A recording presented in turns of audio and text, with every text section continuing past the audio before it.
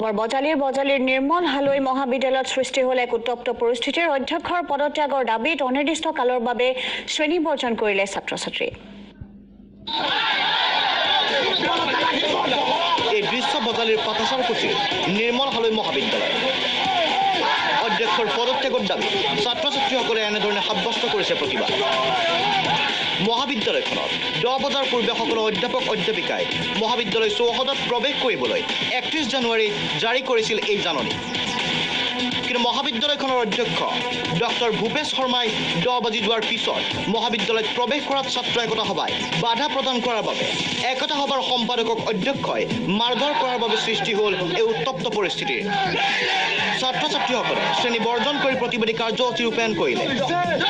লগতে অধ্যক্ষই মহাবিদ্যালয়খনৰ পৰা পদত্যাগ নকৰা পৰ্যন্ত ছাত্ৰ-ছাত্ৰীসকলে শ্ৰেণী বৰ্জন কাৰ্যসূচী ৰূপায়ণ কৰাৰ ঘোষণা কৰে।